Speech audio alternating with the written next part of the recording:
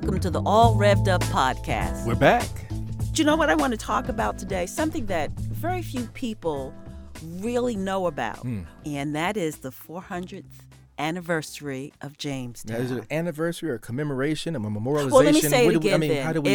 How do we look at this here? Because it's the beginning of slavery in the United States. But the point is, Jamestown, Virginia, in 1619, they say 20 and odd Negroes on this ship, a Dutch ship, came to the colony of Jamestown. And that began what we now know as American slavery. So we have 400 years of misery, 400 years of lack of equity, lack of justice, lack of access to health care, lack of equitable education. I can go on and on. Lack of access to wealth. That's right. And so the question is, let's talk about reparations, because really what we want to really try to figure out, particularly now that it's in the news, a number of our Democratic candidates are talking about it. How do we calculate 250 years of slavery, 90 years of Jim Crow, and 60 years of separate, but they call it equal, but unequal? How do we calibrate this in a way that will bring dignity to us as a people, and yet not get the ire of the rest of the country? Well, who cares about the ire of the rest of the country? We got 400 years of orchestrated systemic oppression. 400 years of orchestrated systemic oppression. It wasn't accidental. It wasn't happenstance. This was orchestrated. And the notion of reparations, the word comes from the Latin word to repair. So how do you repair 400 years of misery? That's right. And also, when you talk about reparation, it's not only about repair, but it's remembering, restoring, and reconciling a wrong. It's about acknowledging, apologizing, and for some, repatriation. People were moved from their countries, from their native lands to come here. And some people, generations later, of course, desire to go back, quote unquote, home. Well, Emmett, what bothers me when we have this conversation about reparations, not only am I kind of suspicious about the time period that we talk about it, because there have been numerous attempts really about reparation, and I think it's a lot of talk, no action. I think it's a kind of conversation piece that gets African Americans, many of us, excited, not so hopeful as when it first sort of hit the airwaves. But certainly what gets my ire really going is then to hear someone like Mitch McConnell, an elected official, who says here he was there for the signing of the Voting Rights Act in 1965, who understands a little bit about our struggle because he's been here forever, push back on something like reparations. Yeah, I don't think reparations for something that happened 150 years ago, for whom none of us currently living are responsible, is a good idea. We've, tried to deal with our original sin of slavery by fighting a civil war, by passing landmark civil rights legislation. We've elected an African-American president. I think we're always a work in progress in this country, but no one currently alive was responsible for that. Irene, hold on. Don't say anything. I need a break right now. After hearing that vitriolic mumbo jumbo, I need a break. All right.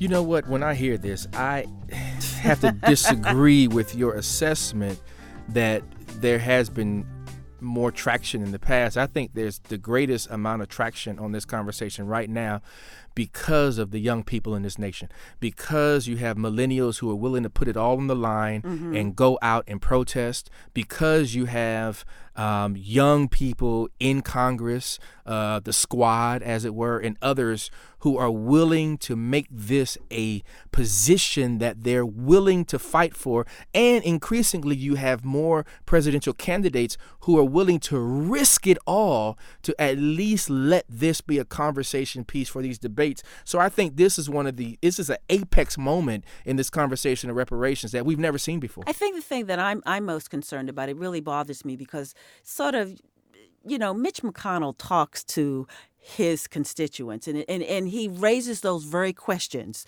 We've had a black president, and we remember when Obama was running, we were supposed to be, quote, post-racial, and that we weren't alive. And they forget the cumulative wealth that white America has gained by 250 years of slavery, as I said, 90 years of Jim Crow and 60 years of separate and unequal. So it troubles me that they don't see how wealth is accumulated in this country. Well, I think that's one way to look at it. I think the other way to look at it is that Mitch McConnell does know who he's talking to, and he's talking beyond his base. He's talking to the American people who do understand, and people are anxious about who is going to pay for this billions, if not trillions of dollars that the folks who are requesting reparations, including yourself and myself, are asking for. And so the question is, he knows that it's going to impact negatively the protected wealth of white Americans. It's going to That's good, yeah. It's going to impact negatively the safety and security of his own situation, his own family and generational wealth that he's amassed and accumulated. It's going to impact all of that, as it should, because you got 400 years of torture, maiming, brutalization, of trauma. That's right. Right? I mean, we all have PTSD. You've said this many times before. Or better yet, we call PTSD post-traumatic slavery disorder. See? Well, I think you have to understand the history of this first. I mean, the American Civil War was ended 1865. But you remember that General William T. Sherman had a 40 special acres, that's right. Yeah, Special Field Order number 15, which set aside a 30-mile tract of land that was supposed to be given to former slaves, and the Army actually promised to help secure loaned mules, and these would be given as rental properties and That's eventually right. sold to, get this, refugees and former slaves. Some tillable land. Tillable, that's and right. that's how we get 40 acres in the Yeah. mill. But what happened? Well, Lincoln was assassinated. Lincoln was assassinated. You got this guy named President Johnson. Andrew Johnson. Who That's comes right. in and abandons it. And at that time, the KKK was rising. And because of a lack of economic empowerment of blacks were left hoping and waiting. That's right. Hoping and waiting. And we're still here, hoping and waiting. Okay. So the question is here, as I said, a number of our Democratic candidates are raising the question. It does bother me that it's being brought up in an election year. I'm somewhat suspicious about that. But nonetheless, if we're going to talk about it, I hope that we really talk about it. So how do you think we should begin this kind of, conversation about, I call it atonement, but I'll take reparations here. How should we sort of, as I say, deal with this issue of reparations? What should it look like? Well, I think the idea that Ta-Nehisi Coates, in his 2014 piece, The Case for Reparations, that was published in The Atlantic, talked about the fact that reparations has to be a mindset, or, one of my favorite words is a zeitgeist, right? This kind of flowing trajectory of ideas that moves towards a more equitable sense of education, healthcare, housing, access to wealth, all of these things. And so it can't just be a financial stimulus package. It has to be a very major shift in the way that the nation thinks about access and opportunity and inclusivity for everybody. But how would that look like? How would we dole out or pay forward with this whole concept of reparation? And you're right. It's certainly a mindset. It needs to be a mindset when you're talking about education, when you're hiring. Certainly, some will say we're doing it with affirmative action. And some of them will say with some of these subsidy programs. But really, not only how would we do that, who would qualify for it? Because then again, we get back to a question we talked about in the last segment about would Kamala get it, given that her parents are immigrants, not here in the United States? Would Obama get it? Would Oprah get it? How do we pay those descendants that rightly deserve this money? So, again, it has to be more than money. We have to redo the educational system. We need to redo the healthcare system. It has to.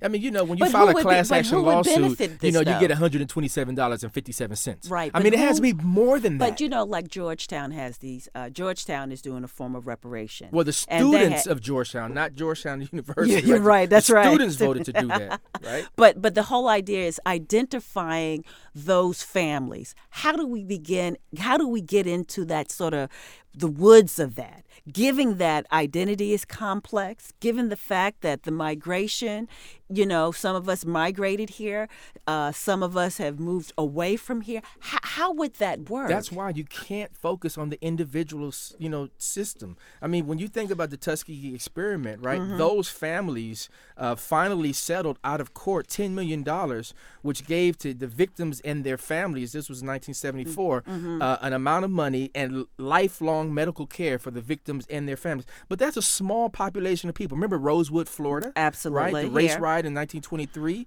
right? In 1994, the state of Florida agreed to a financial reparations. But again, that's a small population of people. You're talking about a huge swath System, of yeah. this nation, right? And in many ways, the whole nation is ill. And the only way to heal the illness of the nation is to go back and strip it of its white supremacist ideological, concepts that happen in theology, that happen right. in education, that happen in medical care and the understanding of wellness, and really reclassify and redistribute the information and the power dynamic so that everyone has access. But absolutely. But the whole thing about reparations, when we look at Rosewood, certainly, and certainly if we're looking at Tulsa, Oklahoma, did those folks get reparation, or they get Not that I know not of. yet? Not Yeah, that I know of. absolutely. You're absolutely right. They did not. Black but let's Wall look Street, that was. Yeah. But Rosewood did here. They were able. See, the whole. See, it's going to get really, really, really persnickety in terms of people will want to identify specific people. And we can't get away from that. It is a systemic kind of issue that we need to deal with. Certainly, it's systemic. But then the question is, and I really want you to answer that. They would say someone like Obama, maybe he would, maybe he wouldn't. No, you pull the rolls. This nation has a census. This nation has records of people who have been designated as Negro, whether they're odd or not, right? Who have been designated as Afro-American, who has been designated as, African-American hyphen or no hyphen, right? You go back on those rolls and you find anybody utilizing this nation's great disdainful and distasteful notion of the one-drop rule. Anybody with one drop gets on the roll of reparations. Well, then that would be most of America, because as much as some people say they're white, we know they've been dipping in chocolate. But that's the point. So the issue here. So I guess really. So the issue here is that the census is really not a sort of accurate documentation either, because a whole lot of us, for good reasons, do not fill out the census. The interesting thing is, when my spouse and I, when we were talking about it, we said we don't fill out the census, and we're in Cambridge. But then you go to the birth certificates, okay, and go but to then, the Social Security cards, or I whatever. know that, but we have these documents. I know, but then there are people that are in my situation. I wouldn't get reparations here. Here I am, a person with no birth certificate. Irene, I'm gonna make sure you get yours. I'm gonna get my money. I'm gonna vouch for you. Okay, but the point is that we do have many more people like that. We do. Who are abandoned, who come up like I do, a ward of the state, who don't have a birth certificate, don't even know their birth name. Yeah. So I mean, that's the kind of stuff that where do I fit into that calculus of reparation here, other than just spiritually? And the question is, I do feel this way, though, when I think about my spouse's, family. Her uncle, which died last year, was 103. Yeah. And I really felt like this is the part where I do think about money, because I said to myself here, he was 2 generations removed. His grandmother was born in slavery. His mother was the first out, and he's the second. Mm-hmm. And he lived to be 103. And you know, and he lived to see Obama become president. He thought he would never see something like that. And I was just thinking, like, well, how would you pay, you know, an old man like him, Uncle Will, like him, reparations? Now, he's absolutely excited and ecstatic to see the progress that has happened in the year that he was born to the year in which, of course, he died. But clearly, I felt like, yeah, he deserves something. And then when I think about the money, there's land that my partner's family has in Virginia, and they can't. Then they're trying to get the money, you know, to pay the back taxes. Would that be a form of reparation? Would they be able to say, "Listen, we have been here. We are one of those. We are some of those early, you know, 20 plus odd Negroes who arrived on these shore." And so there is some immediate reparations that I would like to see, as well as some systemic reparations here. So I guess what I want to say, I don't think that it should, you know, be a one kind of modality of doing reparations. I think that you got to look at different individuals here. And someone like Uncle Will, I'll say his name, God bless him, I think he should get reparations. And I do think his family, that's my spouse's name, that their family, as they are scraping to pay back taxes, that they should have that land. That should be a form of reparations because they were farmers. And there should be millions of other stories like that. That are all important. I think that's why you can't do it on an individual basis. But I think we have some brilliant people. I think you do, though. I think you do. Brilliant people in this nation who can run the calculus and figure out the algorithm to figure that out. But I think you get stuck when you get, and that's the crab in the barrel situation. My story is more valid than yours. My story is more important than yours. Right. My people have suffered more than yours. I think this has been a plague on the entire nation, and folks pox on our soul. Yeah, I mean, it's horrible. But you will get the Mitch McConnells who say, "Look, I wasn't born." Oh, as a matter of fact, we didn't come from any kind of slave aristocracy. We were sharecroppers. You will get a lot of pushback on this issue. Also, you will get some that will say, and it's such a small population of blacks that did have slaves. Well, yeah, and I think the whole notion of reparations is to get to a point where we as a nation can acknowledge that it happened, apologize for it, and then create pathways of reconciliation and restitution, and even some repentance, repatriation and some repentance. I mean, all of that. Do you think we will get there? This is the point. Do you think we will get there? We've had this conversation numerous times, and it has just dropped flat. Do you think we will get there this time? If we get there too soon, it's not going to be right. So I would rather us get it right, which means that it's not going to happen tomorrow. It's not going to happen next year. And so I pray that we do get there wherever there is. But I don't want it to happen too soon, and Okay. I don't want it to happen just because it's a presidential election year. Yeah, but I do want it. I want it to happen very, very soon. But I also feel like we need a critical mass, and I hope that we follow the model that the African American divestment movement did. That it came from the ground. It really was massaged in the soil and fabric of America's consciousness, because we really have to raise a kind of moral consciousness and understanding about why reparation is not just the good thing to do.